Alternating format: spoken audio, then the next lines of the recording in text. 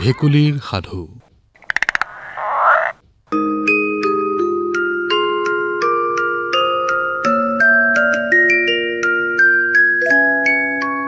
এখন গাঁৱত এটা বুঢ়া আৰু এজনী বুঢ়ী আছিল। সিহঁত অপুত্ৰ আৰু বৰ দুখীয়া আছিল। এদিন গঞা মানুহে মাছ মাৰিবলৈ বুলি পল জুলুকি লৈ উকিয়াই ওলোৱাত বুঢ়া বুঢ়ীৰো গা উঠিল। বুঢ়াৰ ভগা পল এটা আৰু বুঢ়ীৰ ভঙা জকা এখন আছিল। তাকে লৈ দুয়ো মাছলৈ ওলাল।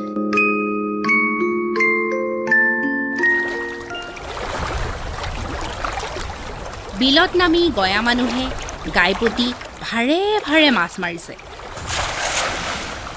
কিন্তু বুঢ়া বুঢ়ীয়ে চবিয়াই চন্দা মাছ এটাও ধৰিব নোৱাৰিলে।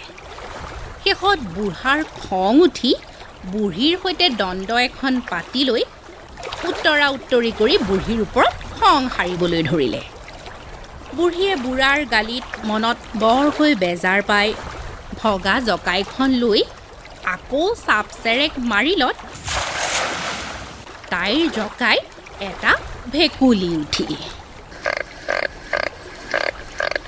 বুঢ়ীৰ জকাইত ভেকুলীটো উঠা দেখি বুঢ়াই খঙতে চিটিকি পৰি ভেকুলীটোকে এসেকা দিওঁগৈ বুলি ঘৰলৈ লৈ আহিল। ঘৰ পাই বুঢ়াই ভেকুলীটো চোতালত পেলাই কাঠ খৰি এডাল আনি তাৰ মূৰত মাৰ মাৰি দিব খোজোতেই ভেকুলীটোৱে বুঢ়াক মাত লগালে।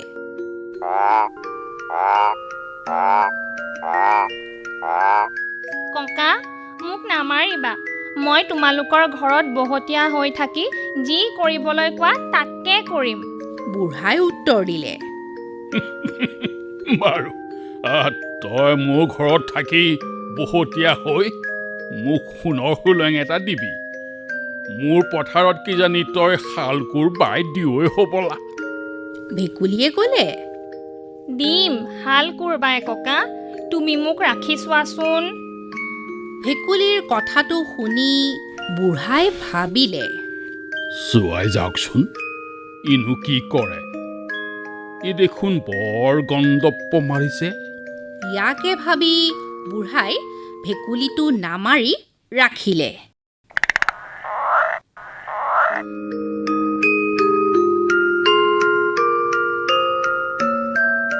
পিছদিনা পুৱাই বুঢ়াই ভেকুলীক ক'লে,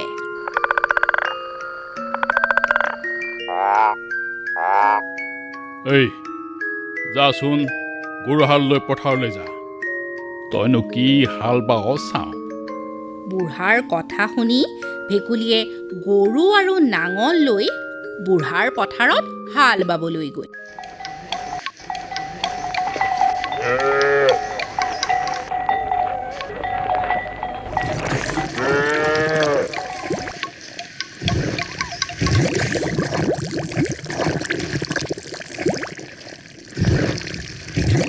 সেইদিনা ভেকুলীয়ে খুব হাল বালে আৰু হাল বাই অতাই পথাৰত আলি দিবলৈ লাগিল।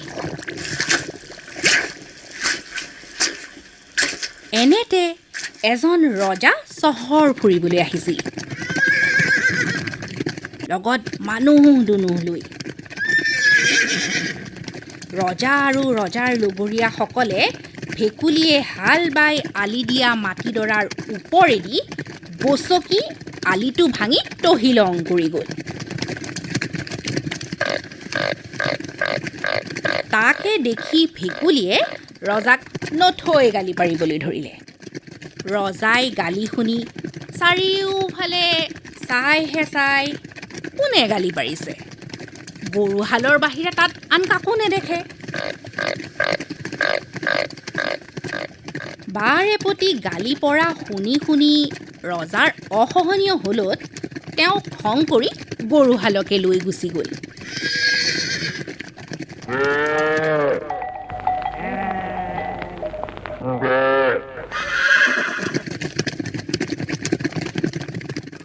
ভেকুলীয়ে এই কাণ্ড দেখি লাহেকৈ বোকাৰ পৰা উঠি আহি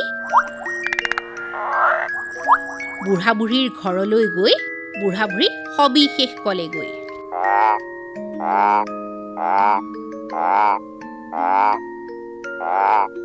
যেতিয়া ভেকুলীয়ে সকলো ভাঙি পাতি ক'লে, বুঢ়া বুঢ়ীয়ে বেজাৰ কৰিবলৈ ধৰিলে। ভেকুলীয়ে বুঢ়ীক ক'লে, আই, বেজাৰ নকৰিব। আপুনি মোক এদোণমান মাহ গোট কৰাই দিয়ক, মই গৰুহাল আনিবলৈ যাওঁ। বুঢ়ীয়ে সুধিলে, তই গোট কৰাই কি কৰিবি? ভেকুলীয়ে ক'লে, মই যি কৰোঁ কৰিম, আপুনি মাথোন দিয়কচোন, একো চিন্তা নকৰিব। বুঢ়ীয়ে ক'লে, নেলাগে বোপাই, তই গৰু আনিবলৈ যাব নেলাগে। ৰজাৰে সৈতে বিবাদ কৰি তই একো কৰিব নোৱাৰ, মৰাহে পৰিবি। মই মৰকীয়াকৈ গৰু আনি যি পাৰোঁ খেতি কৰিম, তই নেলাগে যাব বোপাই। কিন্তু ভেকুলীয়ে একোতে ক্ষান্ত নহৈ যাবলৈ ওলোৱা দেখি শেষত বুঢ়ীয়ে তাক এদোণমান মাহ গোট কৰাই ভাজি দিলত সি তাকে লৈ ওলাই গ'ল। ভেকুলীয়ে জলুঙাত মাহ গোট কৰাই লৈ একোমুঠি খাই খাই এই বুলি বাটে বাটে গাই যাবলৈ ধৰিলে। মাহ গোট কৰাই খাওঁ, বাটে বাটে যাওঁ, মোৰ লগত যে আহে তাকো এগাল দিওঁ। মাহ গোট কৰাই খাওঁ, বাটে বাটে যাওঁ, মোৰ লগত যে আহে তাকো এগাল দিওঁ। মাহ গোট কৰাই খাওঁ, বাটে বাটে যাওঁ, মোৰ লগত যে আহে তাকো এগাল দিওঁ।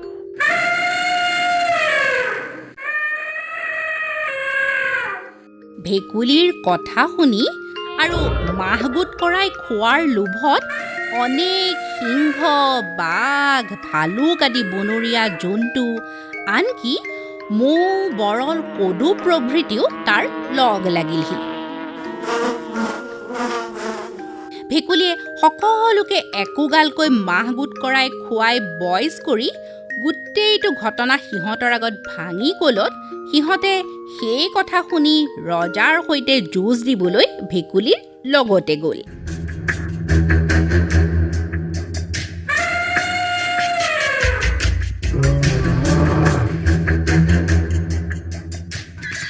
ভেকুলীয়ে আটাইবোৰ জন্তুৰে সৈতে মাটিৰ ধূলি উৰুৱাই গুজৰি গুমৰি ৰজাৰ পদূলি পাই ৰজালৈ কৈ পঠিয়ালে যে, ৰজাই মোৰ গৰু উভতাই দিবনে মোৰে সৈতে যুঁজ দিব?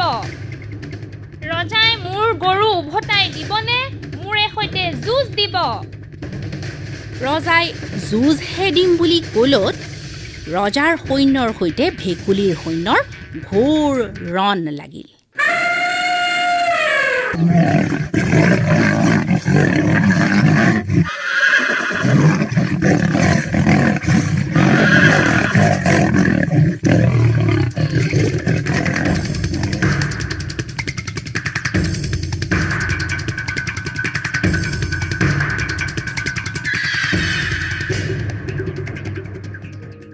ৰণত ৰজাৰ অলেখ সৈন্য আৰু দুটা ল'ৰা মৰিলত ৰজা নিৰুপায় হৈ গৰুহাল লৈ ভেকুলীৰ ভৰিত দীঘল দি পৰিলহি।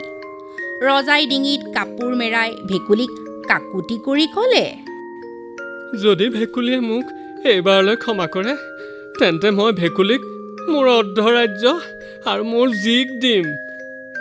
এই কথা শুনি ভেকুলীয়ে ৰজাক ক্ষমা কৰিলে আৰু ৰজাৰ জীয়েকক বিয়া কৰাই ৰজাৰ জোঁৱাই হৈ ৰজাৰ ঘৰতে থাকি বুঢ়া বুঢ়ীকো তালৈ তুলি লৈ গৈ সুখেৰে কাল কটাবলৈ ধৰিলে।